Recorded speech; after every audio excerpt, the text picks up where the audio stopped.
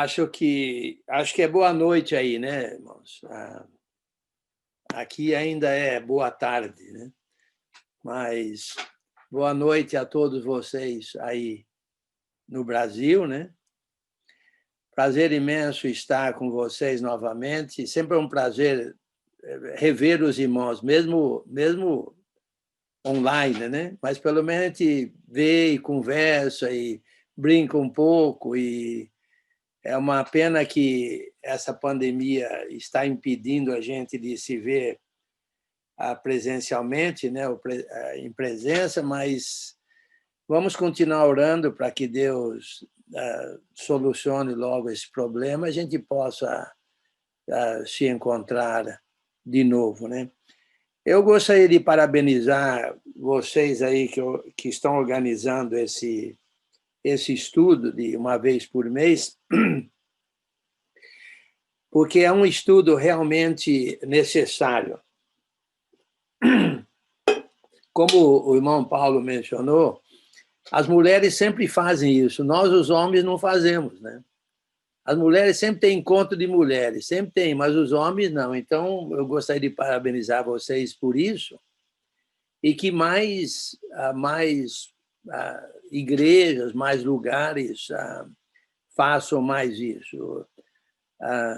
A minha esposa tem sempre falado que as mulheres sempre reclamam que os homens não estudam entre eles como elas, mulheres, estudam entre elas. Então, eu gostaria de parabenizar os organizadores desse estudo aí e na esperança de que possa continuar e possa até mesmo multiplicar. A minha lição, a que pediram que eu fizesse, é sobre o papel do homem para a família, mas de acordo com 2 Coríntios. De acordo com 2 Coríntios. Em 2 Coríntios, na verdade, a meu modo de ver, a lição lá tem a ver com capítulo 1, versículo 3, que diz: Bendito seja o Deus e Pai de nosso Senhor Jesus Cristo, Pai de misericórdias e Deus de toda consolação. É Ele que nos conforta em toda a nossa tribulação, para podermos consolar o que estiver em qualquer angústia, com a consolação com que nós mesmos somos contemplados por Deus. Eu entendo, vamos procurar entender um pouco o livro de acordo com como eu vejo, né, para que a gente possa usar isso e aplicar na família.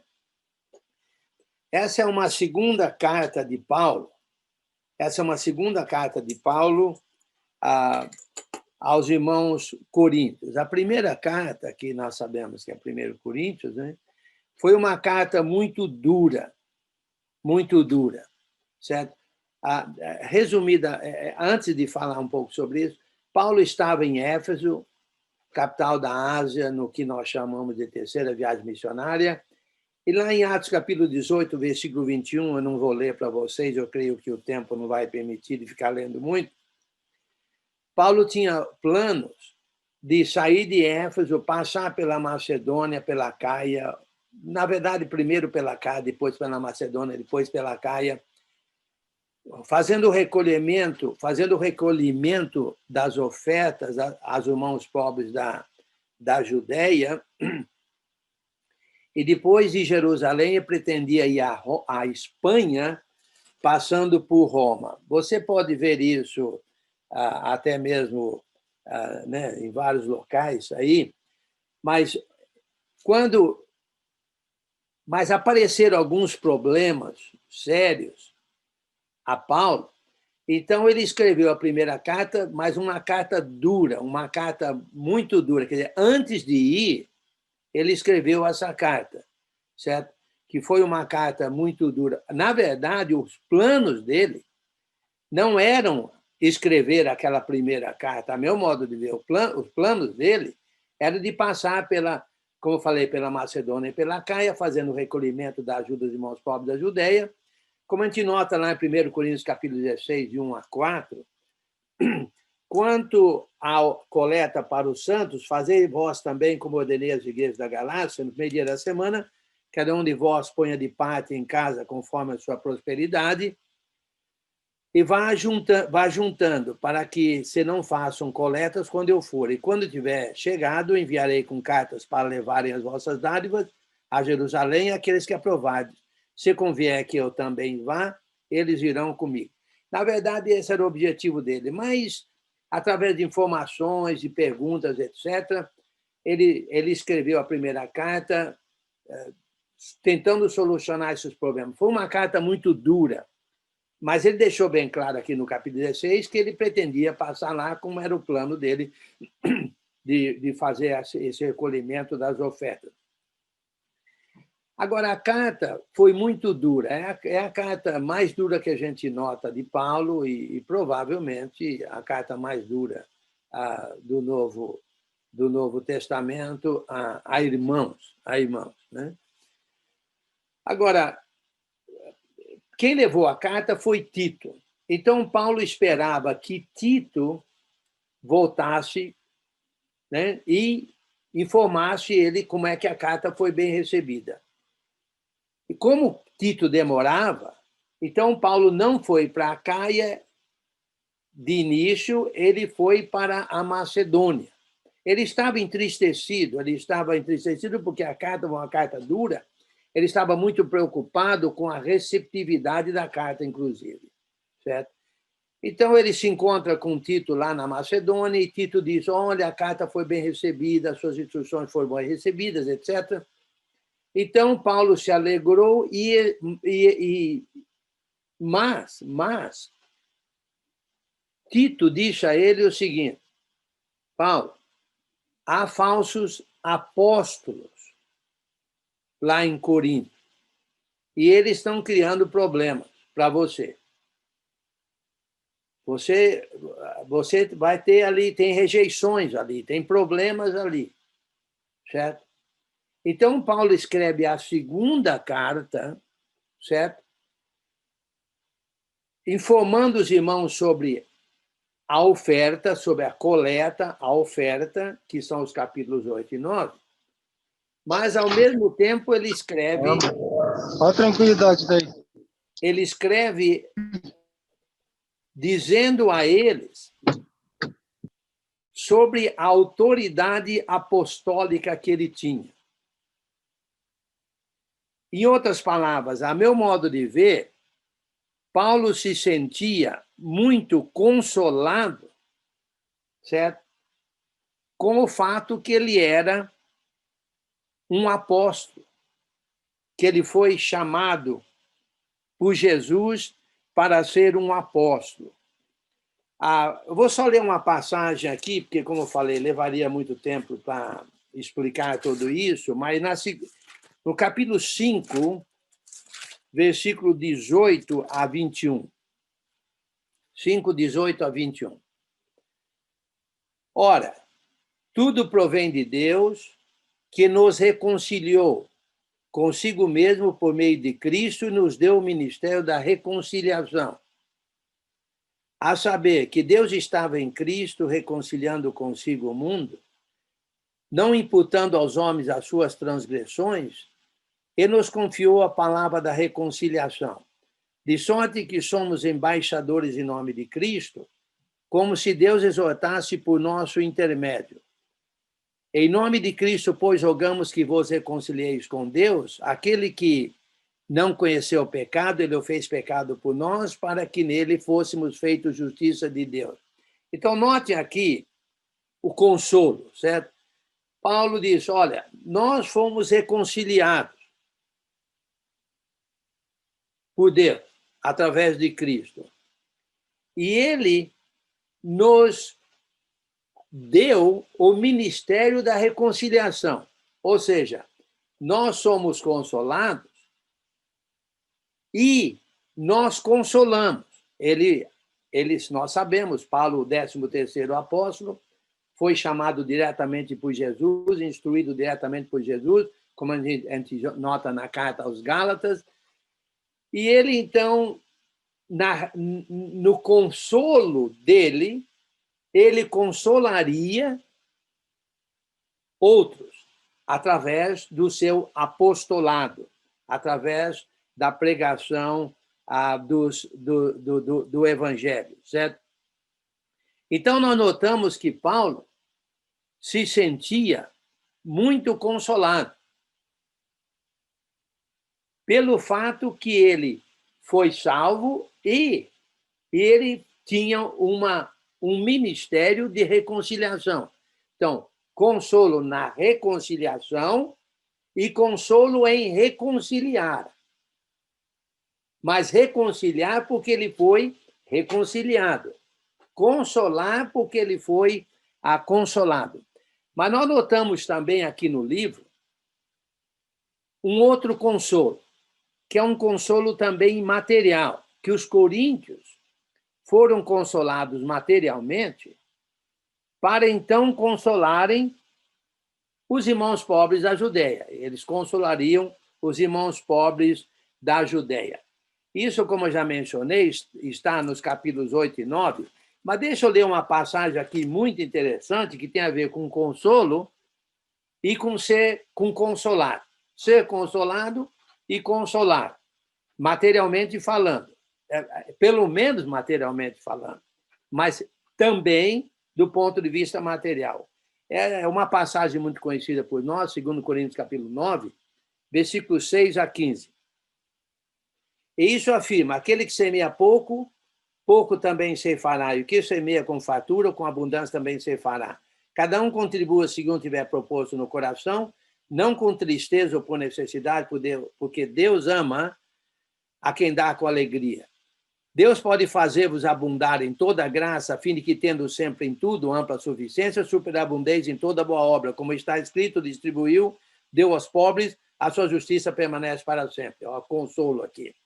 Ora, aquele que dá a semente ao que semeia e pão para alimento, também suprirá, aumentará a vossa sementeira e multiplicará os frutos da vossa justiça, enriquecendo-vos em tudo, para toda generosidade, a qual faz que, por nosso intermédio, sejam tributadas graças a Deus. Porque o serviço dessa assistência não só supre a necessidade dos santos, mas também reduz muitas graças a Deus. Visto como na prova dessa ministração glorificam a Deus pela obediência da vossa confissão contra o Evangelho de Cristo e pela liberdade com que contribuís para eles e para todos. Enquanto oram eles a vosso favor com grande afeto, em virtude da superabundante graça de Deus que é em vós. Graças a Deus pelo seu dom inefável. A gente poderia ficar aqui 1 hora praticamente, ou pelo menos uns 30 minutos, 35 minutos, só falando nessa passagem aqui, tendo a ver com consolo e consolar, certo? Primeiramente, eles eram consolados materialmente. Por isso, eles consolariam os irmãos pobres da Judéia proporcionalmente com o consolo material que eles tinham. Mas não só isso, a maneira que eles consolariam, a proporção que consolariam, eles seriam mais consolados pelo próprio Deus, com mais condições de consolar mais ainda. Então, os irmãos judeus seriam consolados, mas não só isso, eles orariam também em benefício daqueles que estavam consolando ele, o que também resultava em mais consolo aos que estavam consolando. Então, consolo aqui está sobrepujando, vamos dizer assim, certo? De vários ângulos. Então, é interessante isso, que 2 consolos, a gente, resumindo aqui no livro, notamos 2 consolos.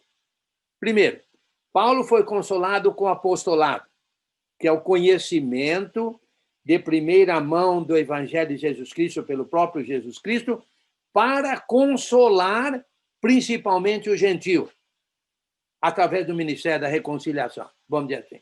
Ok. Segundo, os coríntios foram consolados materialmente, sendo que consolariam também materialmente os irmãos pobres da Judéia. E como já vimos, isso aí seria assim, aumentando. Quanto mais eles consolavam, mais os irmãos eram consolados, e mais eles que consolavam aumentavam no consolo pelo próprio Deus para poder consolar mais e assim por diante. Então, consolo aqui no livro, a meu modo de ver, novamente, bendito, né, no capítulo 1, versículo 3, bendito seja o Deus e Pai de nosso Senhor Jesus Cristo, o Pai de misericórdia e Deus de toda consolação. É Ele que nos conforta em toda a nossa tribulação. E não vou nem falar de tribulação, porque isso faz parte também do Evangelho, no qual há consolo de várias maneiras, inclusive os irmãos pobres da Judeia, sendo atribulados pela fome que assolava o mundo todo, de acordo com a profecia de Ágabo, lá em Atos, capítulo 11, né? Que assolaria todo o mundo. E eles, então, na tribulação, eram consolados, inclusive pelos irmãos pobres da Judeia, pelos irmãos de Corinto, mas não só pelos irmãos de Corinto, os irmãos da Galácia, os primeiros que consolaram os irmãos pobres da Judeia, de acordo com o que a gente nota, foram os irmãos de Antioquia da Síria, em Atos capítulo 11, se não me engano. Né? Enviaram pela primeira... ali, quando a profecia foi dada lá. Agora, vamos ver, vamos entender como o homem foi consolado tendo a ver com a família. Tendo a ver com a família, ok? Muito bem. Novamente, Paulo foi consolado com o conhecimento do Ministério da Reconciliação e os irmãos coríntios consolando materialmente, inclusive materialmente, principalmente ou especificamente materialmente o povo da Judéia. Vamos entender como o homem foi consolado, tendo a ver com a família. Em Gênesis, capítulo 2, versículos 8 a 25, eu não vou ler também tudo para vocês, porque, como falei, o tempo não permitiria, mas a gente nota que o homem foi consolado com uma auxiliadora idônea. Certo? Não era bom que o homem ficasse só. Como falei, não vou ler tudo ali. Então, o homem foi consolado por Deus através de uma consoladora. No versículo 24, diz assim: por isso deixa o homem, pai e mãe, e se une à sua mulher, tornando-se os dois uma só carne. Tornando-se os dois uma só carne. Então, note bem. Eu estou dando para vocês como eu vejo o consolo no papel do homem tendo a ver com a família. Então, note bem, Deus proveu uma consoladora, uma auxiliadora idônea para o homem. Agora, os dois se tornaram uma só carne. E nós sabemos que nós cuidamos de nós mesmos. Certo? Então, ao cuidar de mim mesmo, como a minha auxiliadora idônea é uma só carne comigo, eu também estaria consolando ela com o mesmo consolo com que eu me consolo.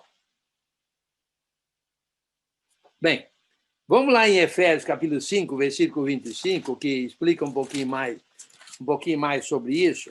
Efésios, capítulo 5, versículo 25 a 33, uma passagem muito conhecida por nós, tendo a ver com o homem, né, o esposo.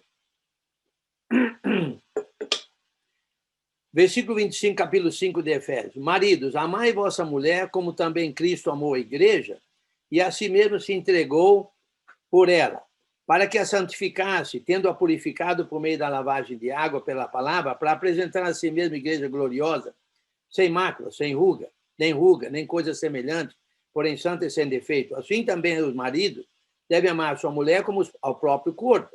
Quem ama a esposa a si mesmo se ama, porque ninguém jamais odiou a própria carne, antes a alimenta e dela cuida, como também Cristo o faz com a igreja, porque somos membros do seu corpo.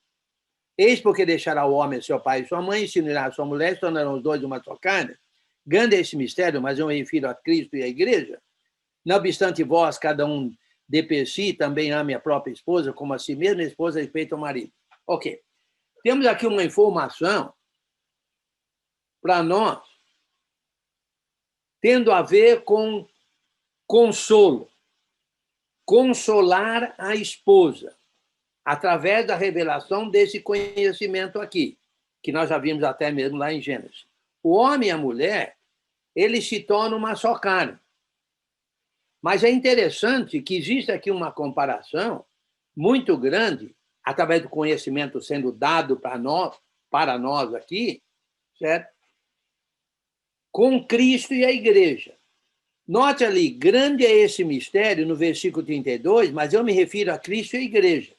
Qual é o mistério? O mistério ali não se refere especificamente ao homem e à mulher, se refere a Cristo e a igreja, no sentido que os dois são um. São um. Um só. Cristo e o cristão são um. Um. Agora, já que há a comparação com o esposo e a esposa, está deixando bem claro essa passagem que os dois são um. O esposo e a esposa são um. Ora, está bem claro aí que o homem, ninguém jamais odiou a própria carne, está dizendo aí, certo? Versículo 29, porque ninguém jamais odiou a própria carne, antes a alimenta e dela cuida, como também Cristo faz sua igreja. Então, note bem, como é que nós vamos consolar a esposa, certo? Reconhecendo através do conhecimento dado aqui, certo? Que a esposa e o marido são um. Como é que você trata de você mesmo? Você se maltrata? Você fala mal de você? Você judia de você mesmo? Entendeu? Porque se você fizer isso, você estaria fazendo também para a esposa, mas você não faz isso. Mas você faz isso para você, mas será que você... Quando eu digo você, eu digo um irmão, né? Eu também. Será que eu trato a minha esposa da mesma maneira como eu trato a mim mesmo? Eu me consolo, certo? Eu me consolo de tudo quanto é maneira possível, certo? Você também se consola de toda maneira possível? Você não se maltrata? Então, por que não consolar a esposa com o mesmo consolo que a gente se consola? Porque os dois são um. Interessante que quando você desconsola a esposa, você também se desconsola. Interessante isso. Mas não é para ser assim. É claro. Nós queremos consolo, então vamos também consolar a, a, a, a esposa da mesma maneira como a gente se consola. Bem, eu tenho mais, acho que uns 10 minutos, 15 minutos, eu vou tentar correr um pouco aqui. Pois em Efésios capítulo 6, versículo 4, depois nós vamos ter uns 10 minutos para perguntas, nós notamos lá em Efésios 6, 4, e vós, pais, não provoqueis vossos filhos a ira, mas criados na disciplina e administração do Senhor. Aqui é o consolo. O pai é para consolar os filhos. Como? Está dizendo aqui, não provoquei os vossos filhos a ira, mas criai-os na disciplina e da demonstração do Senhor. Você fazendo, nós temos condições de fazer isso. Nós aprendemos a disciplina e a demonstração do Senhor. Então, nessa disciplina e nessa demonstração, nós criamos os filhos. Então, nós somos consolados com o conhecimento para não provocar os filhos a ira, mas para criá-los na disciplina e da demonstração do Senhor. O consolo está, o nosso consolo está no nosso conhecimento que vem de Cristo. E com esse conhecimento a gente consola os filhos. A mesma coisa com Paulo, que ele tinha o conhecimento do apostolado aos gentios, é isso que ele fazia. Ele se sentia consolado e consolava. Mesma coisa que o esposo, né, consolado com a presença de uma auxiliadora idônea, os dois são um, então ele sabe como, ele sabendo isso, então ele com esse conhecimento, ele vai consolar também a esposa, e aqui também com os filhos, a mesma coisa. Certo? E lá no capítulo, 1 Coríntios, capítulo 11, versículo 3, diz assim: quero, entretanto, que saibais ser Cristo o cabeça de todo homem, e o homem a cabeça da mulher, e Deus o cabeça de Cristo. Ou seja, há um consolo aqui, certo? Que o homem é cabeça, é o cabeça da mulher.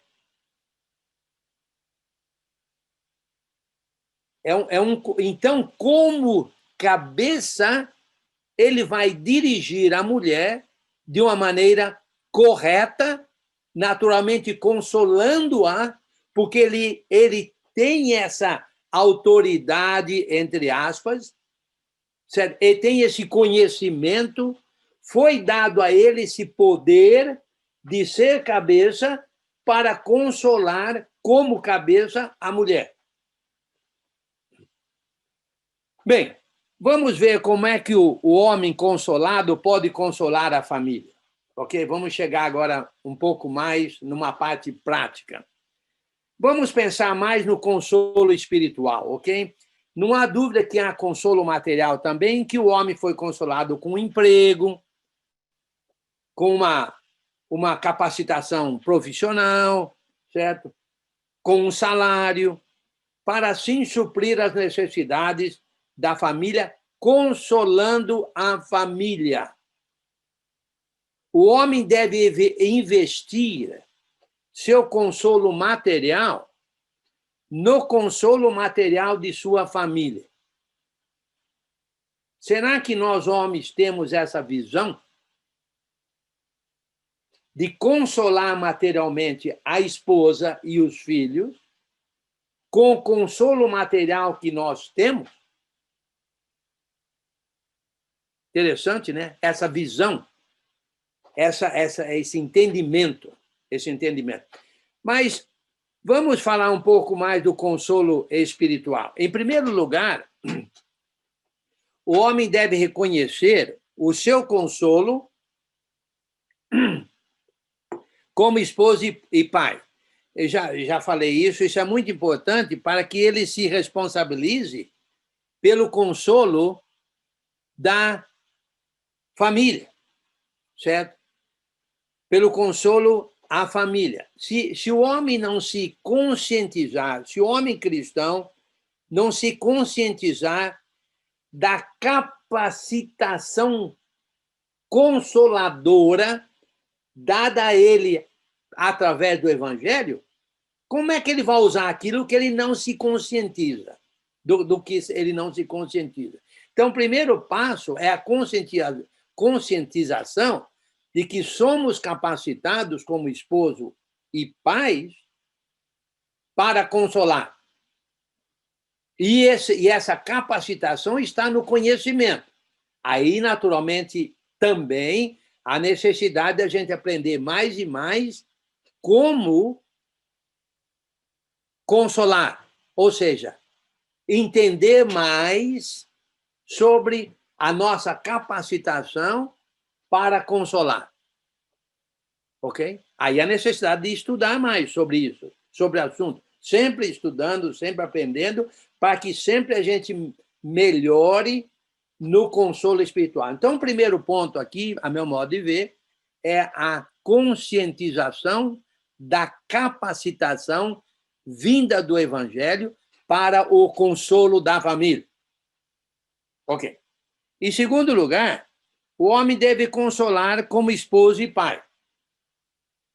Deve consolar. Aí é colocar bem em prática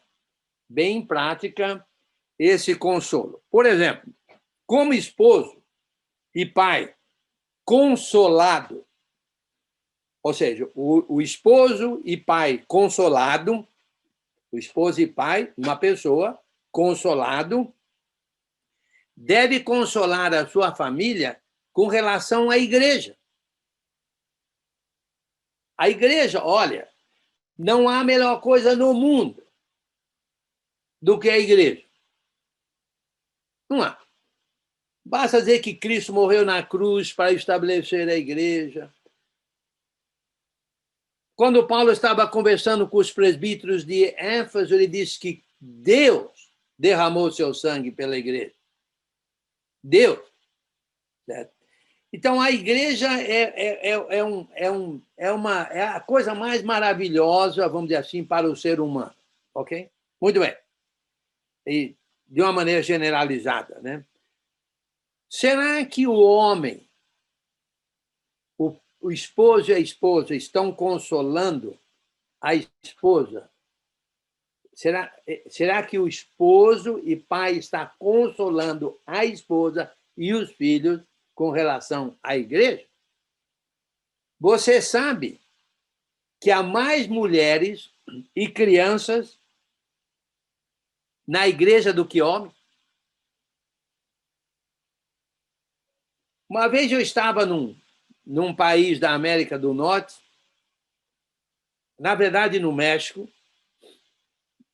e eu estava procurando a reunião da igreja, onde a igreja estava se reunindo. Finalmente eu achei. Cheguei meio atrasado, porque estava difícil, né? Não conhecia a região, mas conseguimos achar, eu e minha família.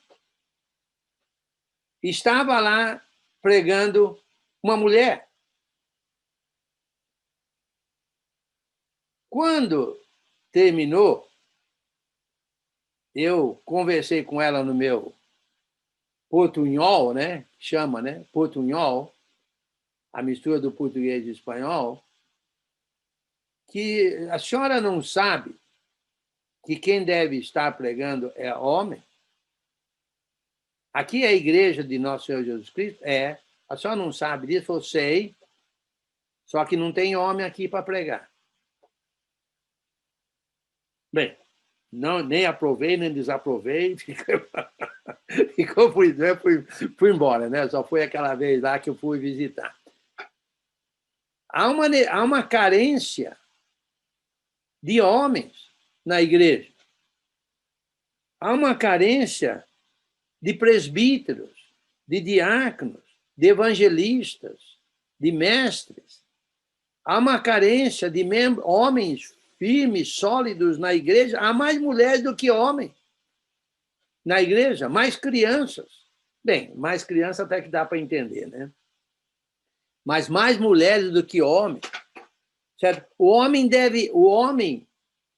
deve liderar a família com relação à igreja, pois ele é consolado com essa capacidade de ser cabeça, certo? De criar os filhos também na disciplina e demonstração do Senhor.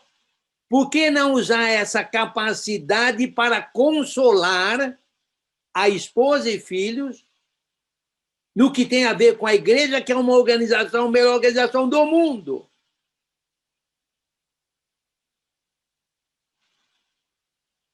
Olha o consolo que nós não estamos consolando, com o qual nós não estamos consolando, como deveríamos consolar. Mas olha que privilégio grandioso, maravilhoso nós temos, certo? De consolar a esposa e os filhos com relação à igreja. Vamos nos conscientizar disso. Vamos fazer uso desse grandioso privilégio consolador. Consolador. Ok? Mas ainda mais, eu acho que eu tenho mais 5 minutos, o esposo deve investir espiritualmente na espiritualidade da família, além do que tem a ver com o corpo, com a igreja. Por exemplo, devocional com a família, orar com a família, por exemplo, em cada refeição, por exemplo, estudar a palavra com a família. O pai, o esposo e pai, tem esse consolo. Ele é o cabeça. Ele tem isso. Foi dado a ele esse privilégio de consolar, sendo o guia, vamos dizer assim, ajudando a família a trilhar os caminhos abençoados de nosso Senhor e Salvador Jesus Cristo. Outra coisa, o esposo e pai deve investir materialmente na espiritualidade da família. Eu já falei isso mais ou menos. Por exemplo, investir no encontro das mulheres para com sua esposa, investir no encontro dos jovens para com seus filhos, materialmente falando. Investir no encontro dos homens para eles se capacitar melhor ainda, como é esse caso desse estudo nosso aqui agora, nesse exato momento, a investir na compra de material de estudo, vamos dizer assim, certo? Para ele, para a esposa, para os filhos, uma boa Bíblia de estudo, com bom comentário, certo? E assim por diante. O homem tem o consolo material para isso. Ele tem o consolo material, que é o salário dele, que é o dinheiro dele. É claro que vai fazer de acordo com a capacidade material dele, certo? O esposo e pai deve procurar entender cada vez mais o seu consolo e crescer para consolar mais e melhor, mais e melhor. Estar sempre presente nos estudos bíblicos, aproveitar as oportunidades oferecidas pela Irmandade para ele se capacitar mais e mais para poder consolar. Então, ele vai se consolar mais e mais com o conhecimento, que é consolo para ele, para consolar mais e cada vez melhor a sua família, ou seja, esposa e filho. Bem, concluindo, somos consolados em todos os sentidos para consolarmos. Bendito o Deus e Pai, certo? Novamente, bendito o Deus e Pai de nosso Senhor Jesus Cristo e Pai de misericórdia e Deus de toda consolação, é Ele que nos conforta em toda a nossa tribulação. Conforto, consolo existe em tudo na vida do cristão. O homem casado tem todo o consolo de Deus para consolar sua família. Novamente, 2 Coríntios 9, quanto mais ele consola, a meu modo de ver, mais ele tem condições para consolar. E também eu gosto muito de Marcos, capítulo 4, versículo 25. Pois ao que tem, se lhe dará. Ao que não tem, até o que tem, lhe será tirado. Se você não consolar, será que o consolo vai ser tirado? E se você consolar, será que você vai poder consolar cada vez mais e cada vez melhor? Que Deus nos dê sabedoria para entendermos o consolo que nós temos e para consolarmos a nossa família, pois somos capacitados para isso.